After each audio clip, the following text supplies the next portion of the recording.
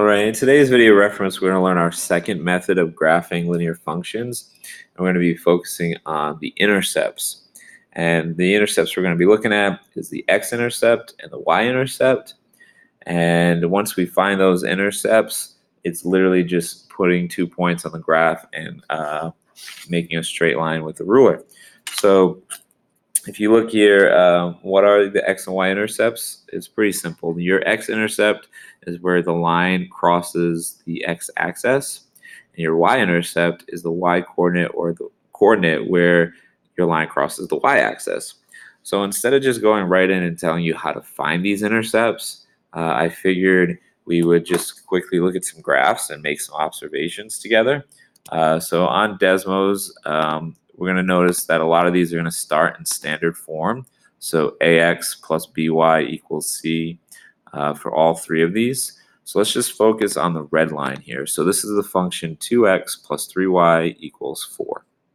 So let's start with looking at just x-intercept. So can someone tell me which axis is the x-axis? Is it this vertical axis or is it this horizontal axis? Yes, the horizontal axis. So the x-intercept, if I click here, it looks like it's the point 2, 0. All right, let's look at some more here. So if I add this one and I go to the intercept here, it's the point -4, 0. And then here, the x-intercept happens to be here, -1, 0. So what do you notice as I click on these three x-intercepts here, here, and here? Yeah, all the y values are equal to 0. So if we go back to our notes here, that's exactly what you need to do to find an x-intercept. Is you can copy this down here. Is to find the x-intercept, make y equal to 0 and solve for your x. So I bet you can guess what's going to happen when we look at the y-intercepts of those lines. So if I go back to Desmos here, now my y-axis is this. Some of these are perfect and some of them aren't. But here, this is a y-intercept. This is a y-intercept here. And this is a y-intercept here. So can someone tell me, even though the y values are, it looks like 1 1/3, 1/3, and then -2 4/10. Can someone tell me, what do you notice about that they all have in common? Yeah, all the x values are equal to 0. So when we go back here, that's exactly how you find a y-intercept. You make x equal to 0, and then you solve for your y value. So let's do this here as an example. So our first example is 2x plus 7y equals 28. So let's start by finding an x-intercept. So we'll make y equal, so we'll put x-intercept y equals 0. So we'll just plug it in here.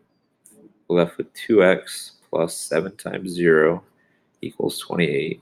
I'm only going to write this maybe the first couple times, because after that you can do this mentally. So after you multiply by 7 times 0, what are you really just left with? 2x equals 28. And then you divide each side by 2, and someone raise your hand and tell me what you get for an answer. Yeah, x equals 14. So to write that intercept as a coordinate, you need your x value here and your y value here. Can someone tell me what that coordinate would be for your x-intercept? Yeah, it would be 14, comma, 0 for your y. So that's your x-intercept. So now if we go to the other side here, I'll just make a line down here. We'll call this our y-intercept. We're going to get, so again, if we want our y-intercept, what are we going to make equal to 0? X equal to 0. So now when you plug that in, can someone just tell me, just mentally multiply the 2 by 0? Really, what are you just left with? yeah, this kind of goes away, and you're really just left with the 7y equals 28. So I'll write that here, 7y equals 28. Divide each side by 7. And of course, y equals what? Yeah, 4. Okay. So for Scoosh, can someone just tell me what would you write then as the coordinate? You would write 0, 4. So let's go back to Desmos and see this in action. So if you wanted to graph this, you would literally just put a dot at 14, 0, another dot at 0, 4, and then you would connect it with a straight line. So if I go to Desmos here and kind of zoom out, I'll take out these different equations here.